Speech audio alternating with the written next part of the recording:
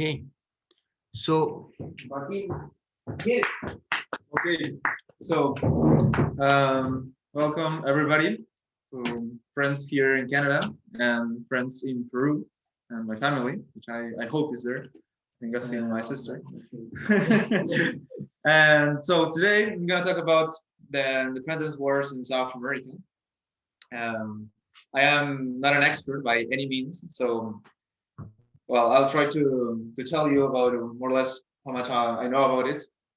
And yes, and that's it. I'm going to be focusing especially on the Spanish side of South America. So I won't be talking about too much about Brazil and the Portuguese colonies in South America. And within the Spanish side, maybe I'll talk a little bit more about Peru because it happens to be the place where I know the most. but but I will mention many things that take place in other places in Spanish South America. Okay, so to start, I can next slide. Okay, so to start, I want to start giving an overview of two historical visions of this process, these wars.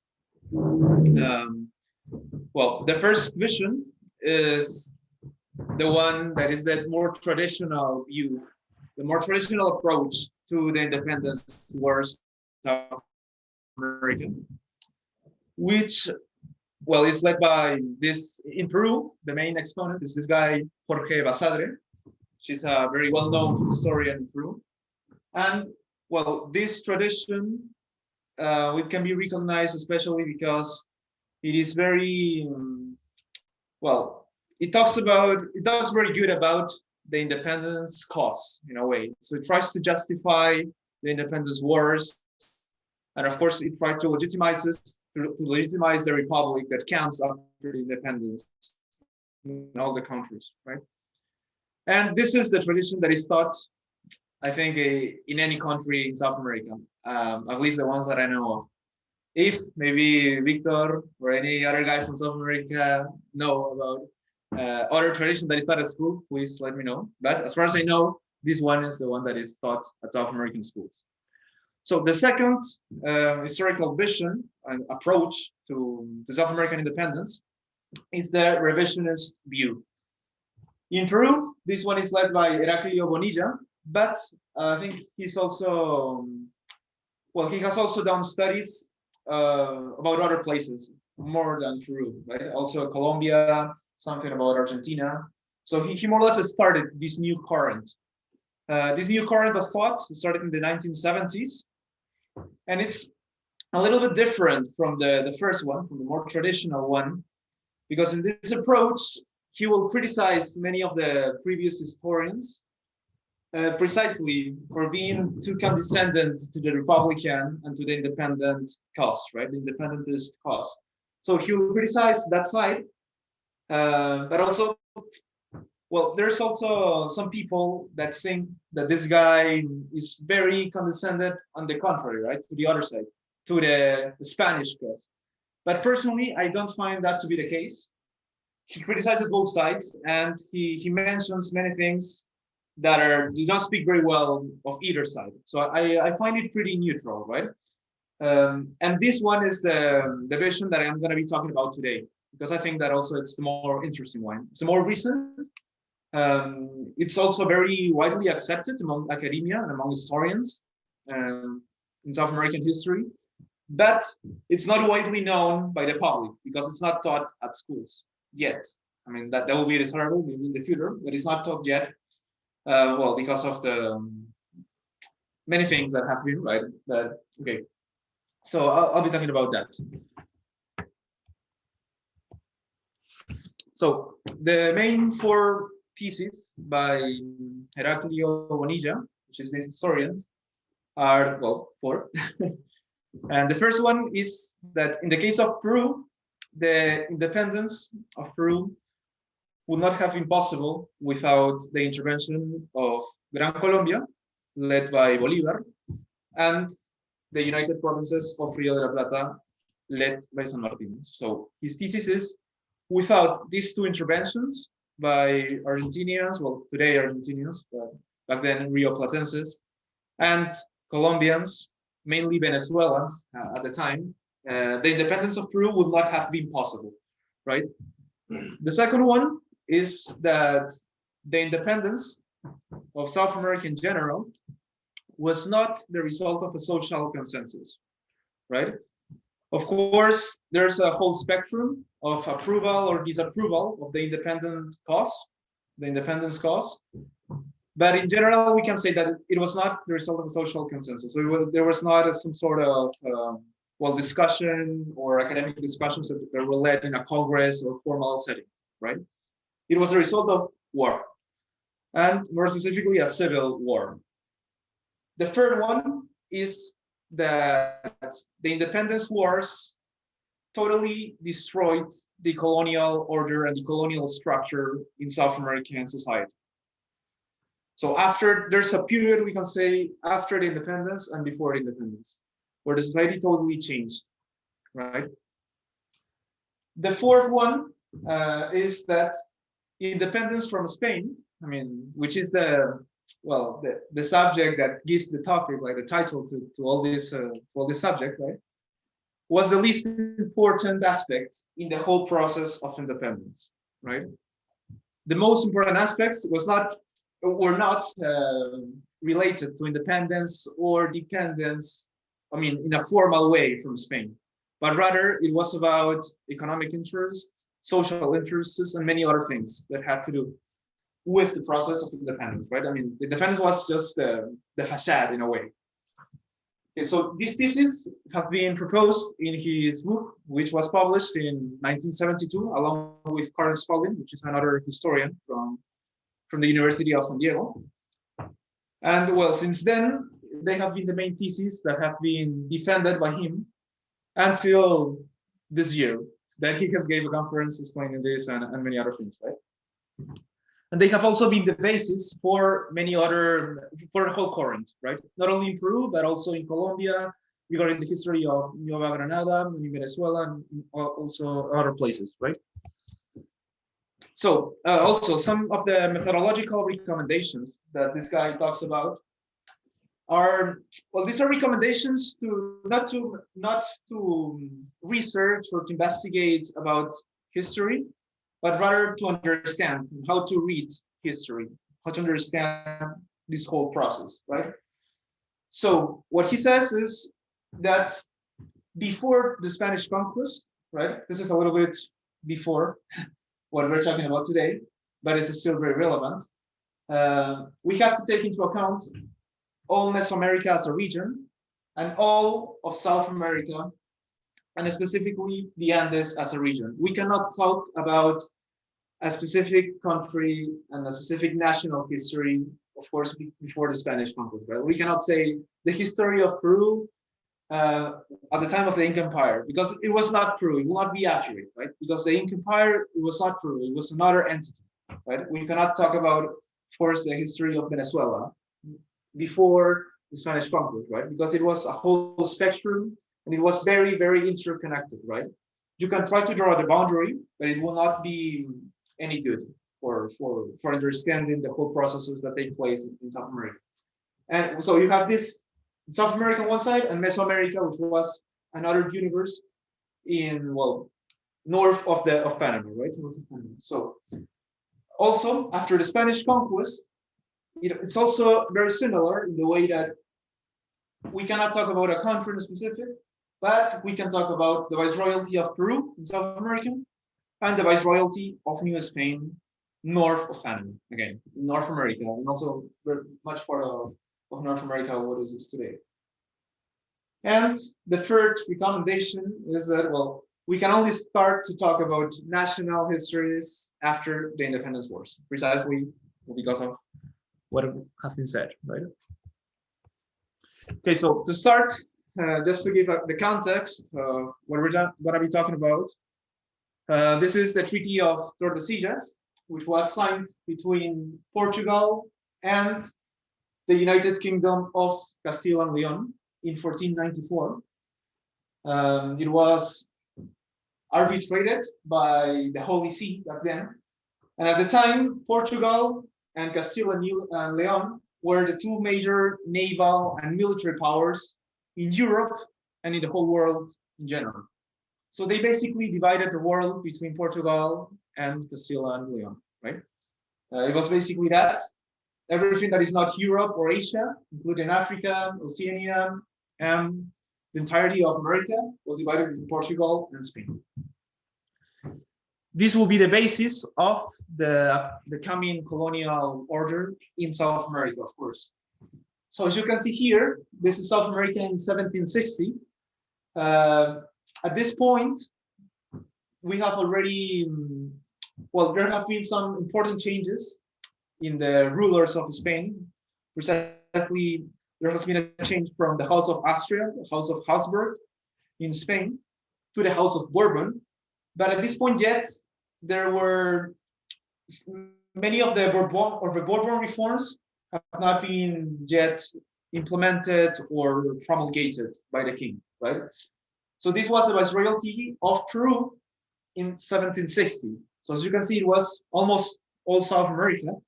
Of course, we must not think that all of this was effectively under the control of Spain. So many of these territories were just uninhabited. There were just like Indians or indigenous peoples that lived there. But, well, it was recognized as territory of Spain, right? Territory of Castile and Leon. Well, so we have many administrative divisions at this point. It was the Real Audiencia of Panama, as you can see there, number 1.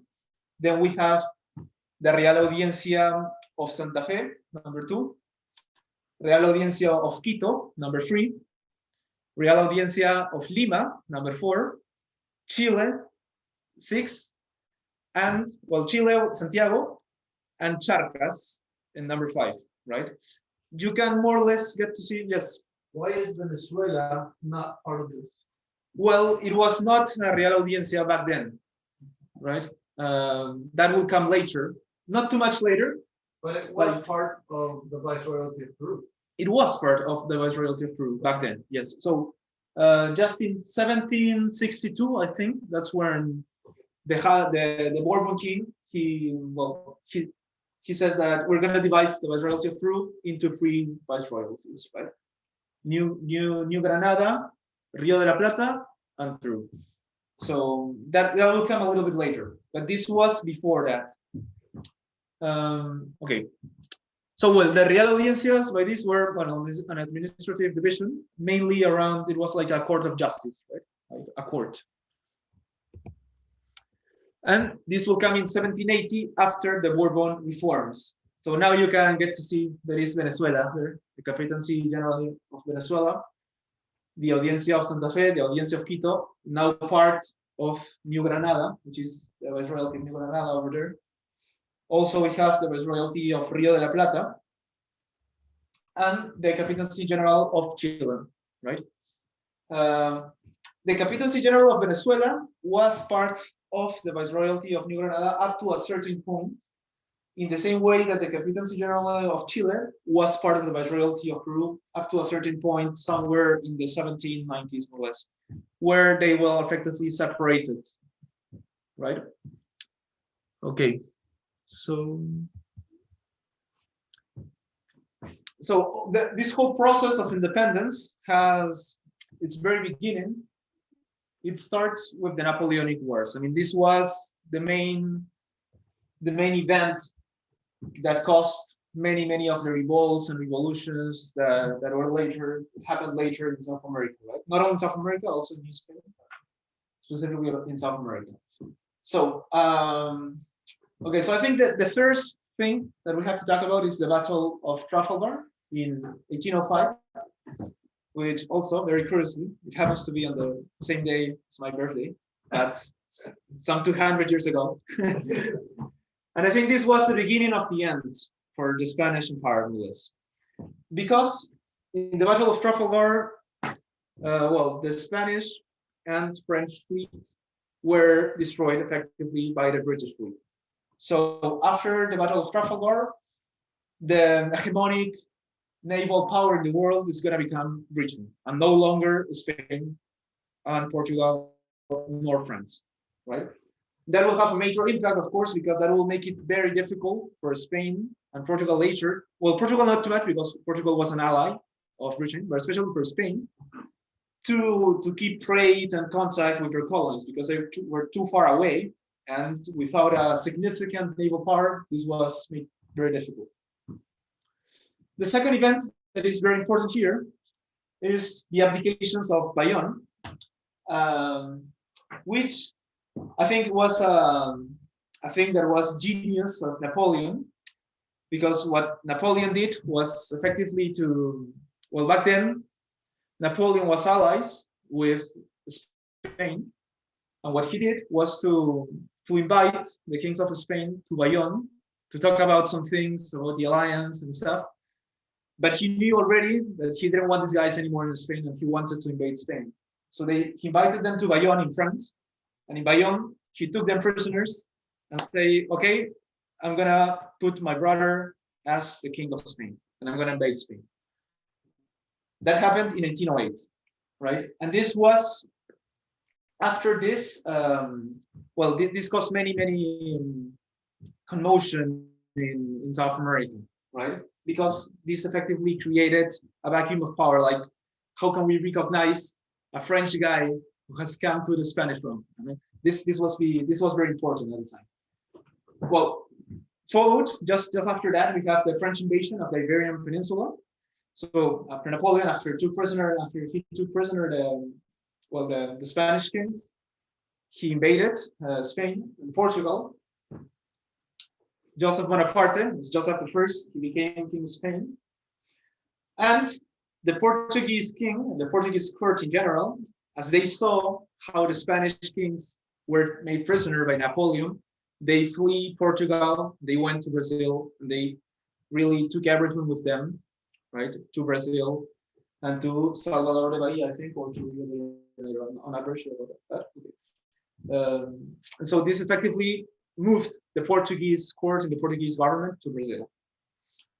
And also, shortly after this, the formation of the Supreme Central Junta was formed in Seville in 1808.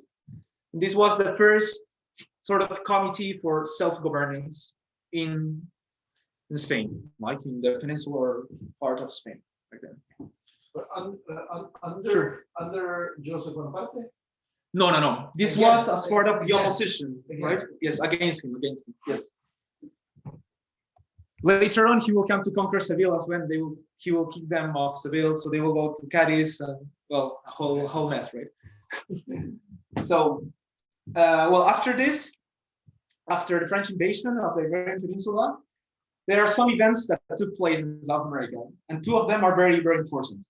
The first one is the May Revolution in Buenos Aires, where, well, the people there, they kicked out the viceroy, and they say, well, we don't recognize Joseph Bonaparte, we're gonna self-govern ourselves, right? But a very important detail of this is that they did not declare independence from Spain. So it was just to self-govern themselves and not to be governed by Joseph Bonaparte. But it was not an independence in itself, I mean, in a formal way. And the second one, which was clearly in an independent way, was the Declaration of Independence of Venezuela in 1811. This was different from the May Revolution because these guys, they not only proclaimed self-governance, but they also proclaimed effective independence from Spain, right? Nothing to do anymore, right? Okay, so we go now to 1812, which is shortly after this events happens.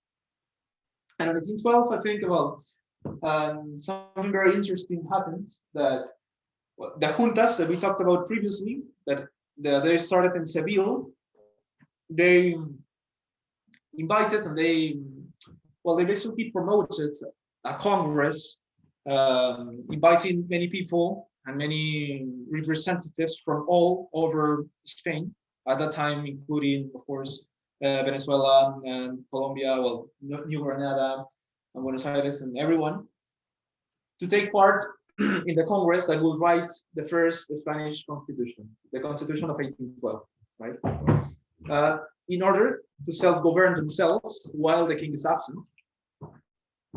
This constitution, I find it's very important from a historical point of view because it was effectively the first constitution that Spain had in its history. And it was also one of the first liberal constitutions at the time, right? It was after the Constitution of the United States, but it was still among the first.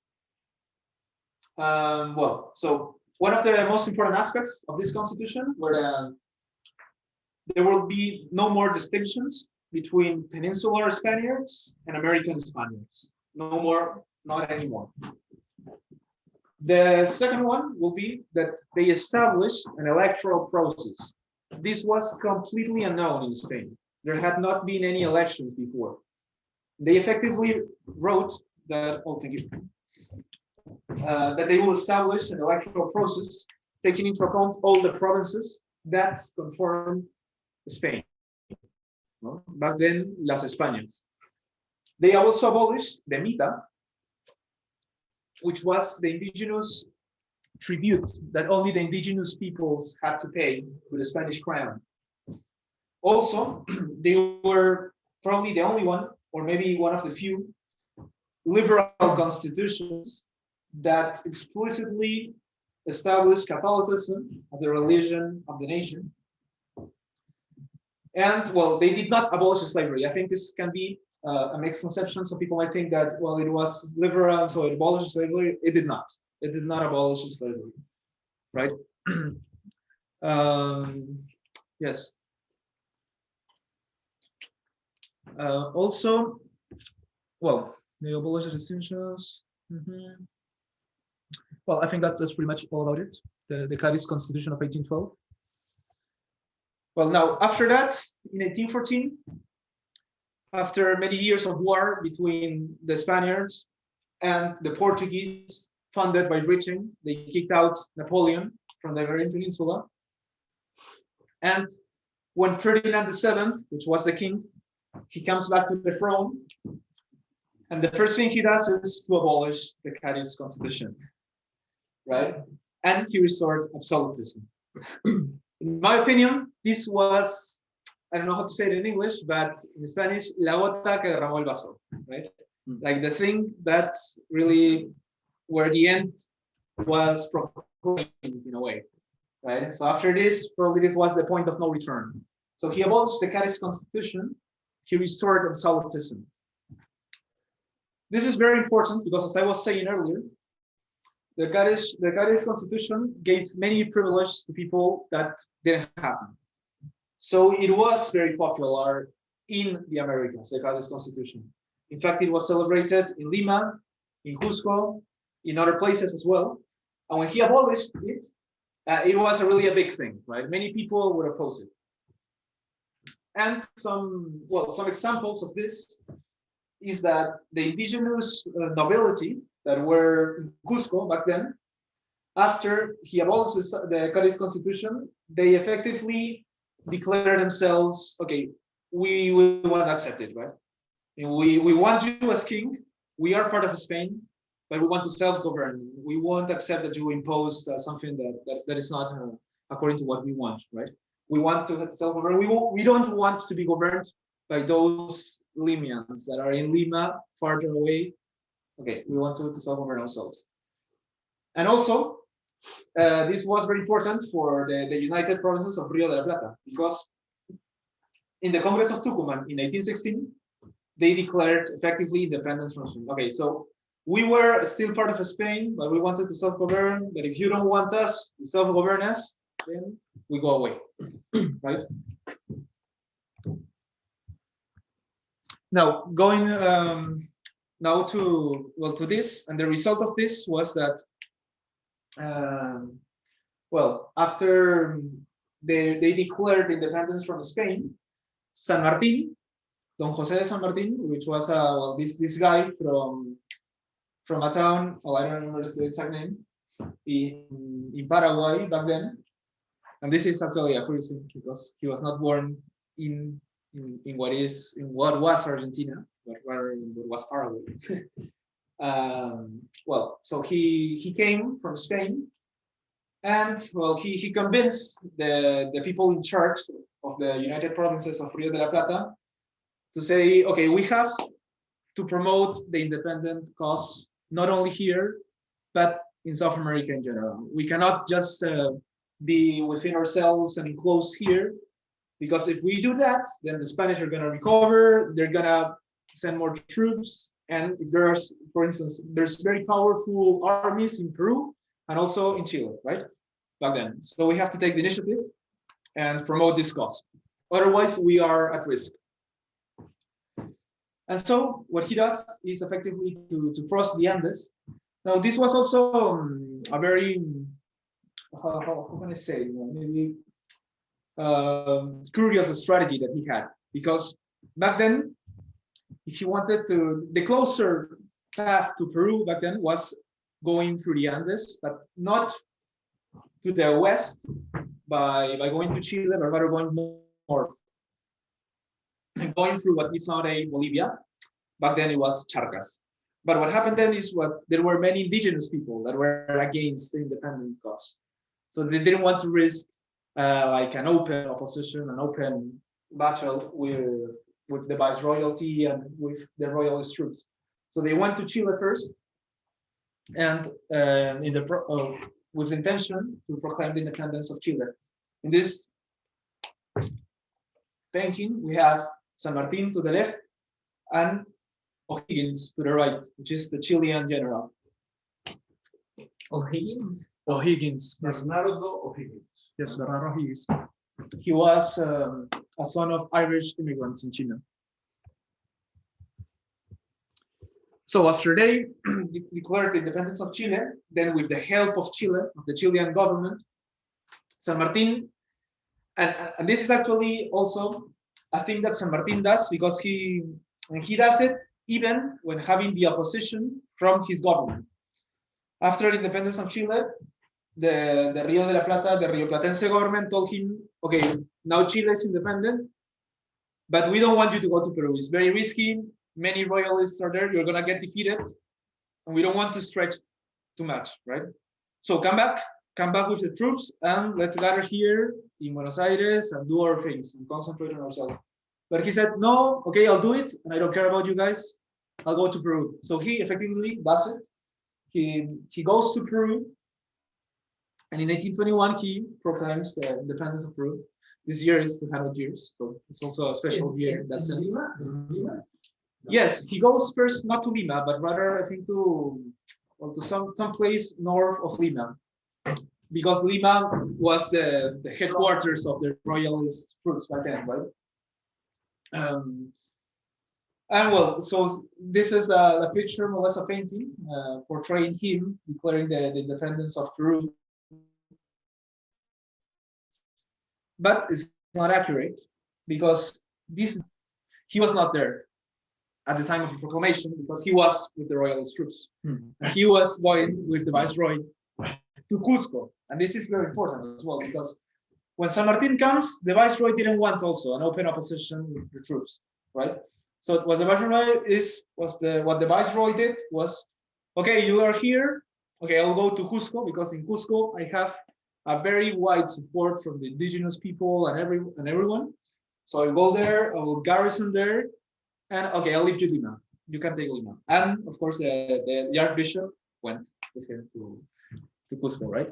Mm-hmm. So during a period of time, Cusco was the capital of the viceroyalty of Peru. Okay, right? And Lima was taken over without a battle. Without battle, yes, and actually a big diplomatic success, I think, from San Martin. He effectively didn't shot, not even one bullet, right? Mm-hmm. He managed to get it in Lima without having a battle. He did many things actually in Peru. He established the first Congress, right? And what he will do is he will establish the people that were more in support of independence to start to run things, of course. And he will, of course, separate the ones that were not with the independent cause. And so he did all those things. And also in 1821, he goes to Guayaquil, which was part of the Gran Colombia back then. 1821 is a very important year, I think, because 1821 was also the year in which Gran Colombia is constituted under the leadership of Simón Bolívar, right? So he basically unified Venezuela, Nueva Granada, and also the Audiencia of Quito, all into one single entity, right? And Bolívar, he also fought the same. Sorry? No, I was asking you, even part of Panama, by that time, I think. Yes, that is right. Yes. Yes, it was an audiencia in itself, but it was part of the viceroyalty of Nueva Granada. That is true. So what Bolivar did, so he unified this, and he also had the interest in Peru, of course, because Peru was at the time the main headquarters of the Royalist cause. Right? So San Martin goes to Guayaquil to talk with Bolivar, and to more or less to determine what will be the future of the campaign, of the end of the campaign in Peru. But they didn't reach any agreement, because what San Martin asked Bolivar was to effectively be under his leadership. Back then, Bolivar was the dictator of Gran Colombia, so he had much more power than San Martin did at the time. San Martin was a general, but under the control of the Rio de la Plata government. Yeah, although he was quite independent. He was quite independent because he was a rebel, right? I mean, he didn't obey them. Yeah, but also the guys were wanting to go home after so many years at war. The Rio Platenses wanted to go home, so okay. See, finally, he goes to Rio de la Plata. He goes back, and the Congress of Peru calls Bolivar to finish the campaign in Peru, right? That is also important, and also another thing is that they had some major ideological differences with Bolivar. Because what San Martin wanted to do was to take a Spanish prince or a European prince to come and establish a new house, a new kingdom in South America. And Bolivar was totally against it. Right? He didn't want that. Okay. So Bolivar wanted democracy. Well, I'm not sure I can say that. I mean, probably he did, but of course he. But back then he was the dictator of Gran Colombia. But yeah, he wanted some sort of liberal democracy. Yeah. San Martin also did. I mean, but in a different sense. He wanted a liberal democracy under a constitutional monarch. Bolivar didn't want that. Right? That was the main difference. And now, well, three very important characters that we have here. And I didn't put the names because I wanted to get some input from you guys. I'm sure you know. Victor, Emmanuel, and Roy. Yes, of course. That one is Bolivar. Okay, so first I'll ask the people that are not from America or not from South or Spanish America, because I think it will be more difficult for them to know. But you know, Roy? No. I will ask the people that are not. I'm excluding you actually. Okay. Yes. Including your target. So and also the people that are online, you can participate if you want. Who is the first guy here? You mentioned them already. Yes. Well, the last one I didn't mention, but Well, it's pretty obvious that we can use that the first one is San Martin. okay. Any other input? No, I was joking. It's actually Bolivar. Yes. Yes. Yeah, it is Bolivar. Yes, and the second one is obviously San Martin. Yes, you're right. And the other one is way too old, so he must be the viceroy who went to Cusco, or his grandfather. Kind of close, yeah. Very close, very close. Yes. Yeah. Does anyone know the name of that guy over there? On the right. Yes, on It the. almost looks like George Washington. Yeah, I was going to say that. He's actually a British looking guy. Yeah. Although his fake eyebrows reveal some Spanish blood. Yeah. Yes. No, fake. Oh, thick. Yes. Okay. Anyone here on Zoom?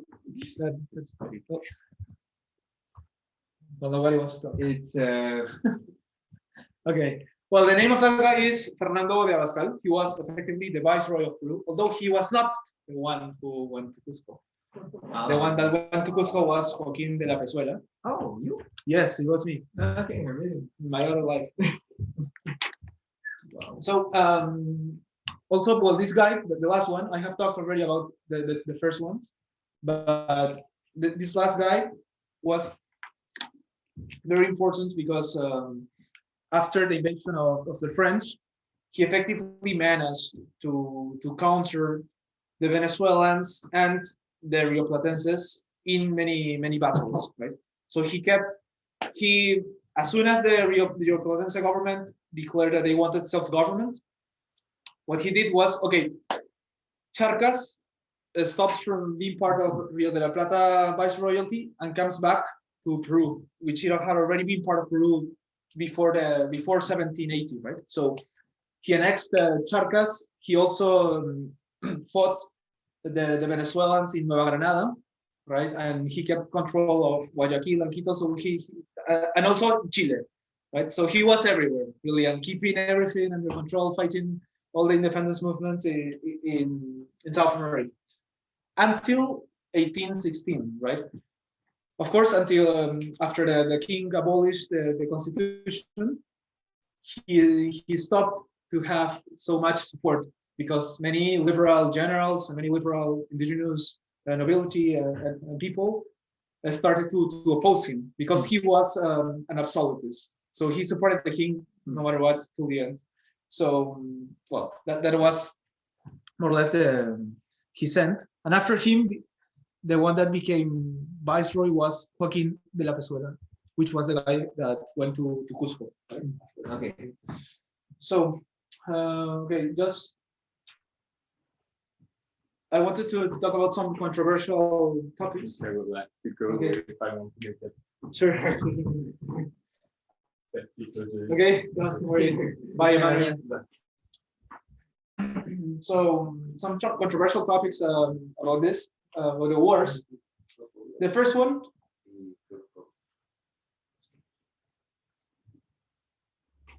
Well, the first one is some extrajudicial killings that took place during the independence wars. Specifically, I want to talk about some policy that was promoted by Bolivar specifically, which was the exterminio total. This policy was that every Spaniard that is not American, every peninsular and Canarian Spaniard has to be executed. Well, unless he is openly for the independence cause. Right? You cannot be neutral. I think that was pretty controversial and pretty bad on his side. I do not know if there was something similar on the Royalist side, although I doubt it because the majority of the Royalist troops were American, Spanish American, so it would not have made any sense, right? So also another thing was the forced displacement, specifically in a city which is called San Juan de Pasto, which is southern Colombia, which at the time had a very large indigenous population. Well, what happened then is what they openly fought against Bolivar, and after the Gran Colombian troops managed to defeat them, they killed many pastuchos, as they call them, but also they migrated them, they moved them out of there because they didn't want any more revolts, right? Yes, and that's actually very sad because nowadays the indigenous population has not recovered, of course, as much as they were back then. Right? The indigenous population is much less. And finally, the last one that is not very talked about too much is expropriations. So San Martin and Bolivar and many of these, and also many others, generals, as soon as they took over a city, what they will do is, of course, to put into power and to give more power and properties to the people that agree with the independence cause, right? probably this was also done on the Royalist side to further the cause, right? And I find that that was something that has also become that also became part of the policies later on in South America and in Ibero-America in general, right? Yeah. Well, and last one, I didn't put it here, but the other thing that I find it pretty controversial is the fact that many Black Americans and indigenous Americans, but especially the Black, they were offered liberty and freedom if they adhere to the independence or to the Royalist cause. So on both sides, what they will do is to, okay, if you fight for our cause, then we'll grant you independence. If not, you remain a slave, right? And even it got to a point where to the ones that were already free, they told them, okay, you're free, but if you don't fight for my side, you become a slave again, right? So you have to fight from my side. So in this painting, we see the the peninsular Spanish being shot by the Yes, this was part of the Peninsular War. This is Goya. no. This is Actually, that's this is a painting from Goya from the period. I mean, it's related, very much related, but this is from the Peninsular Wars where they kicked out Napoleon. Right. so that's a French That's shooting Spaniards. yes, So, sure. That's the French shooting Spaniards. Yes. But I think this was based on a success that took place in 1808, but it's a painting by Goya of that period. Well, so I wanted to talk about also the role of the indigenous Black Americans. I talked about San Juan de Pasto in Colombia. So San Juan de Pasto was led, the resistance and the Royalist movement there was led by this guy, Agustina Walongo, which was an indigenous man. Also, the Cusco Rebellion was under the leadership of Mateo Pumacahua, who was from Cusco. And also we have this guy here, which is Lautaro, he's not from the period of the independence, he's previous to that. He fought the Spaniards at the time of the conquest. But well, I didn't find a painting of any Mapuche leader, so I put him. Yes, I think he's absolutely. He might be your That's cousin. nerdy, no graphic. Yes. But also he was a figure which was very much admired, especially by the liberators. So because another thing that I didn't mention is that many of the people that adhere to liberal ideas, not only the liberators, but they specifically, they were Freemasons. So they had a lodge, I think it's called a lodge, loggia, and the loggia was named after him. The one that both Bernardo Higgins and Don José de San Martin belonged to, it was called the Lautaro Lodge, right?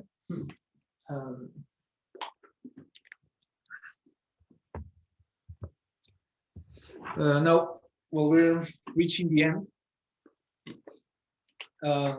This one is a painting of the Battle of Ayacucho, which took place in 1824. This one is probably the last major battle that was fought between Royalists and independent troops. And a curious thing is to analyze what was the population and what was the origin for these troops. And as we can see here, independence troops were mainly from Gran Colombia and specifically Venezuela, but also Nueva Granada. A considerable number from Peru, then 300 from Chile and 100 from Argentina, or Rio de la Plata. And the Royalist troops on the other side were 6,000 from Peru, 1,500 from Charcas, nowadays Bolivia, and then 500 from Spain, from Peninsular Spain, and 500 from Chile. And specifically Chile. Chile is a very peculiar region because it's south of Chile. And even though it was very close to the Capitancy General of Chile, it was under the effective administration of the Viceroy of Peru, right? It was not under the competence of the Competency General of Chile. So it was also very much south. So there were many indigenous troops and Mapuches that were part of that. Right? And well, the last royalists, maybe in South America, are on one side the indigenous people that they were really opposed to the Republicans, and they fought them in Araucania, in Chile, southern Chile, until 1825. This was the region I was talking about, more or less related to Chile. And in Iquicha, which is now the Ayacucho, more or less, the region of Huanta in Peru, until 1828, right? So they didn't want the Republic. They really were fighting against them and in favor of the king, right? And also in Lima, well, this is not Lima, but very close to Lima, in Callao, the port. Yes, until 1826, in which they effectively surrendered to the Bolivar, Simon Bolivar's troops, which had Lima under control back then, right? Okay, so just to finish, some consequences that I can see, and then I think that are important to appreciate of all this process were. The first one, which is not very good one, I find, is the decrease in the indigenous and Black population and the abolition of indigenous rights. So what happened then, as I was explaining the thesis and all that had to do with Heraclio Bonilla, what he proposes that the indigenous people, they had very many rights at the time of the colonial administration, right? They basically had a government of their own. They had lands where the Spanish, they could not take over them, right? Yes, and these laws, they were abolished, totally abolished after the birth of the republics, at least in South America. And not only that, but also after that, it started after the independence wars, some sort of conquest of their lands was started effectively by the Republican governments. Well, in Argentina and in Chile, this is known as Conquista del Desierto, which they effectively conquered the parts that were under control of the Mapuches and the Araucanos, indigenous people. And also, it was the extinction, practically the end, for any sort of indigenous nobility, right? Under the colonial administration, and as I was saying, there was indigenous nobility that they had, I wouldn't say lots of power, but they had some sort of influence, right? Mateo Pumacahua, the guy that I mentioned, he was part of that indigenous nobility, as were many other indigenous leaders. But after that, they was totally abolished, right? One that I find that it can be good, I think, is that the government achieved total autonomy from Spain, right? And not any more viceroys that are sent from Spain, right? And also, well, the third one that I'll mention is the economic dependency from Britain. Britain had a very important role in the independence wars because they financed, they funded all the independence campaigns in order to, of course, for the benefit, for the commercial benefit. They wanted trade. They wanted to people to trade here, and Spain didn't want their colonies under the colonial administration to trade with anyone that is not Peninsular Spain, right? So, well, they did that, and after the independence, many governments effectively were in debt with Britain. And in the case of Peru, Peru was not only in debt with Britain, but also with Gran Colombia, Rio de la Plata, and Chile. Why? Because as I was explaining earlier, many generals and many troops from these places went to fight in Peru. So in the Battle of Ayacucho, after the capitulation of Ayacucho is signed, in fact, Andrés Santa Cruz, no, Antonio José de Sucre, which is the general from Venezuela that won the battle. He asked many things, and in that capitulation, it's stated that Peru will pay for the Gran Colombian troops that have fought for the independence cause, and also to Rio de la Plata and to Chile.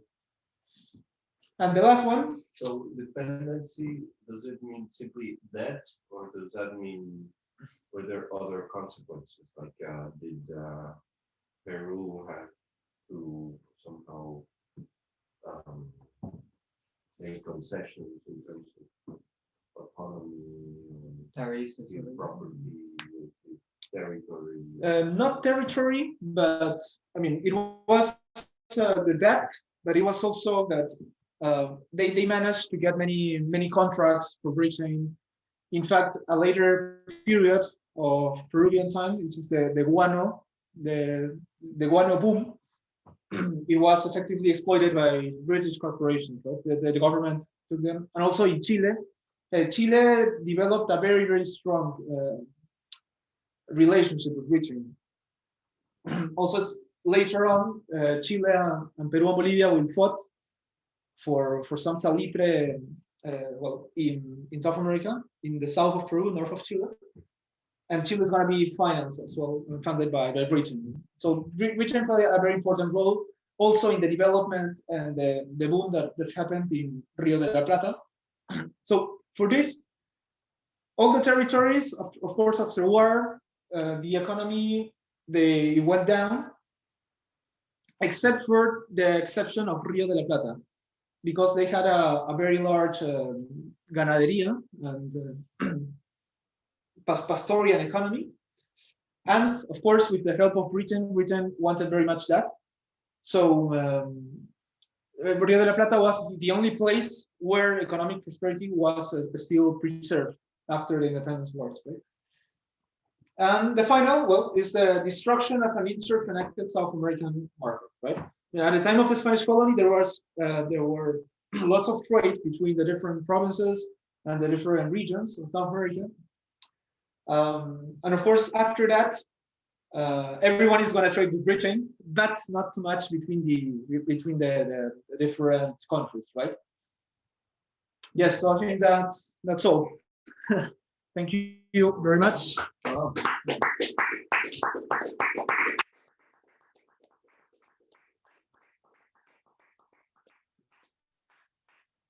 If you have any questions, this is a nice map that I found Of by South America. it's South America. So it would be actual Panama then. Yes. So I think this is probably something we can. Is this in accordance with your Europe? No, you can see that it's wrong. You can see that Panama is too thick. Yes. South America is too thick. Look at Tierra del Fuego. It's made to look like Antarctica. Yes. This was done, I think, very early, Very early. Must have been, 1540, by a Dutch cartographer. Yeah, the tectonic plates. Yes. And back then it was called America Meridionalis. And here you can see a little croquis of Cusco. Nice. Right? At the time of the Spanish conquest. So, and Tierra del Fuego, of course. very nice map, though. I wish we could have it on one of our walls. Yes, it's a very nice one. We have some. I have some of these maps similar to this in my room. In your room. Yes. I have some of these. Okay, Okay, Angela has a question. Ask a question. Okay, sure. Go ahead. Yes, Or- I have two questions. My first question is, who won the war in 1824 when you opposed the two armies, the Royalists against the Republicans? Okay, it was the Republicans that won that battle. Even if they had less troops, they won, Yes, right? even if they had less troops, they won. Well, some details of the battle was that the Royalists, they were on their way to Huanta, which is to Ayacucho, and the independents were just passing by. They saw them, they went after them, and the Royalists were very close to win. at some point, but they didn't want to finish the independentists, so they retreated, and after that, cavalry came, they beat them up. That was it. Yes. Okay, and the second one. and yes. Sorry. Go on, Sure. go on. What's your second question? Okay. For my second question, it's after the independence, I know that there were some wars between those countries, like for instance, Bolivia, who fought against Chile and lost. So what are the interconnections that you would say nowadays exist between those people in those countries, as well with Spain? Sure. Yes, I think that the relationship with Spain was definitely broken for a long period of time. It was not until 1850s and 1860s that Spain effectively recognized these new nations. And you were talking about the war between Bolivia and Chile. Yes, that was an important war. And as I was saying earlier, Britain had a lot to do with that because Britain had economic interests in that part of Peru, but the Peruvian government was not too fond of Britain. So yes, but no, right? So the Chilean government was very much in line with Britain. So what they did is, okay, we'll fund you, we'll give you weapons, you go against Peru and Bolivia.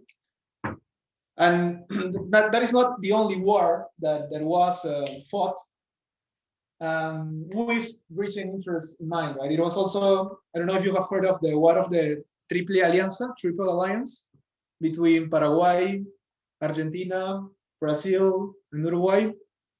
No, it was Right? Uruguay, Argentina, and Brazil. Yeah, against Paraguay. Against Paraguay, yes. Yes. And it had also to do with Britain and the British economic interest that they had, right? So. And Paraguay was totally destroyed. Yes, it was totally destroyed, all their economy. What was the British interest there? Well, the thing is that Paraguay started to develop an industrial complex of manufacturing textiles. So they competed with British textiles for the South American market. They don't want that, so okay. But there were also other things that were, I mean, it's of course that was important, but also the Paraguayans had a guy as president. He was not a very good diplomat, in my opinion. So he really did stupid things that. So when Peru became independent, was it Peru only, or did other? I mean, the case of independence of other countries, there were like, okay, a whole part of territory becomes independent from Spain, and it's recognized, but then after that, things break down. I assume, for example, Colombia, the Gran Colombia eventually became, we split, no, right? But they must have reached independence together. In the case of Peru, was Peru alone, Peru and Bolivia and Chile, or was it just like Peru and Solomons? Yes, I mean, at first it was, how can I explain it? I mean, the Gran Colombia thing is, it's a very peculiar case also because, I mean, it started in Venezuela, and also all these things follow the administrative divisions, more or less. So it was Venezuela at the colonial time. It was led by Audiencia of Caracas, it was the main city, and then Santa Fe for Colombia, at the time Granada, and then Quito. So you can see more or less the relationship: Ecuador, Quito, Colombia, Bogotá, nowadays Caracas, Venezuela. In the case of Peru, it was Lima, which effectively had control most of this part that you can see here,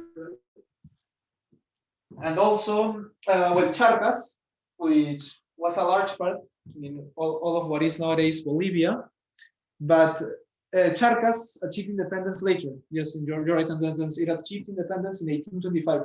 So after Bolivar managed to defeat the Royalists in Peru, he went farther up to Charcas, no? Which is also known as Alto Peru, and but in Charcas there was not a big opposition because the whole of the Royalist army went to Peru to fight against Bolivar. So There were many, I mean, very small royalist troops in Charcas after the defeat in Ayacucho. Yes, I think that's pretty much all the independences. Later, it was attempted to unite Peru and Bolivia because culturally they're very close in the sense of the Andean region, right? Also with Ecuador, but Ecuador had already been part of Gran Colombia. So one of these generals, of these independentist generals, Andrés de Santa Cruz, he effectively managed to unite Peru and Bolivia. And then another war was fought. Yes. The thing is that many of these powers, they didn't want another nation to have too much power, of course, right? So they wanted to keep the balance right. Yeah. Gran Colombia, unified, very powerful. So nobody wants that.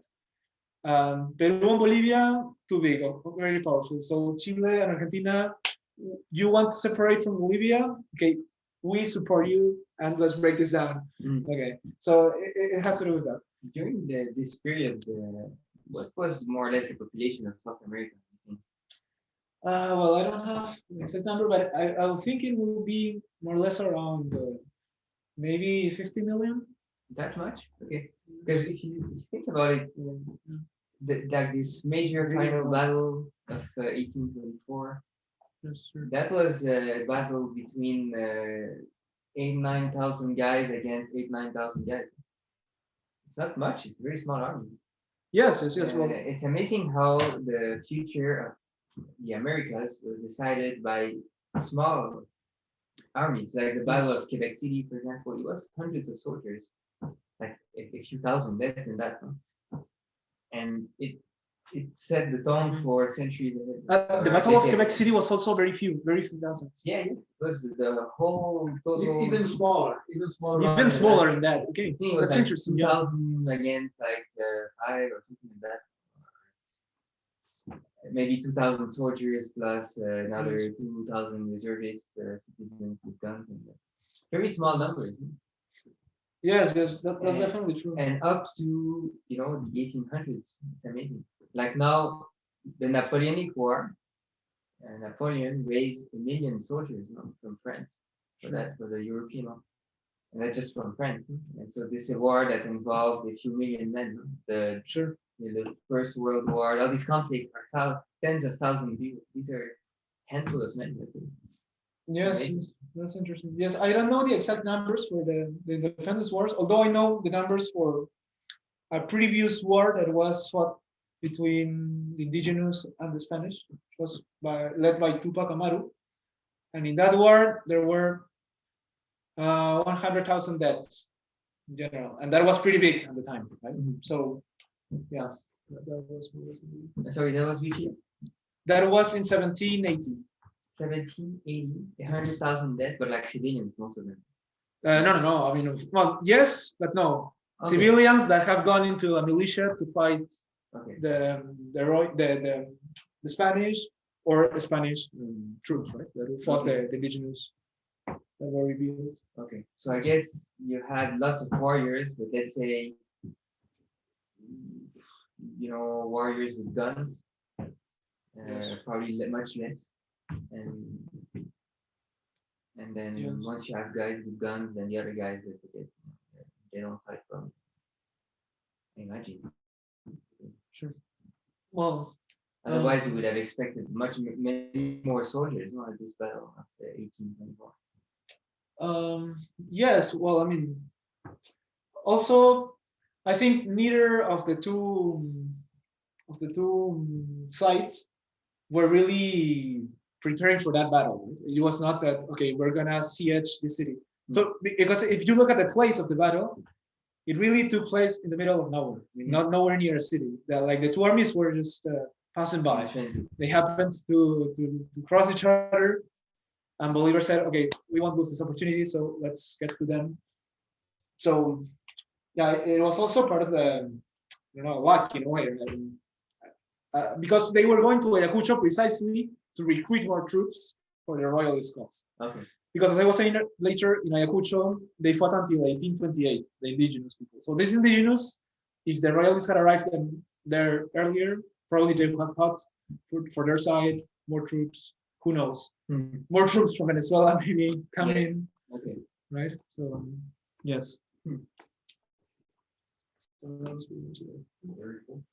Fantastic. Any other questions Very online? It's very interesting. Very good presentation. You should have a YouTube channel. Amazing. Okay. Roy. Yes.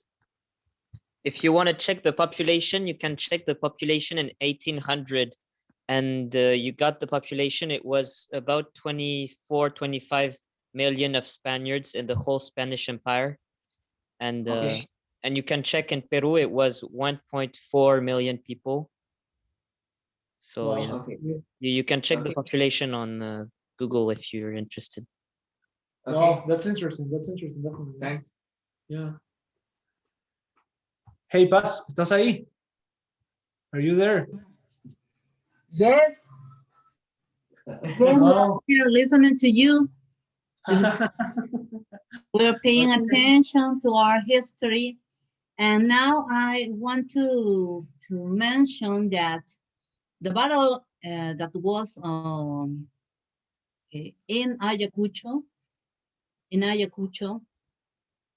was a place, a strategical place, because it was just at the entry of the province, at the entry of the region of Ayacucho, that is the Pampa de la Quinoa, who's now a historical place with a museum, Yes. and that is a place where every Peruvian visits sometime in his life.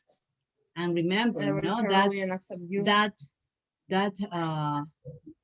Oh, Ayacucho is That more or battle. less here is Cusco. I mean, this map is not accurate because it's from the 15th century.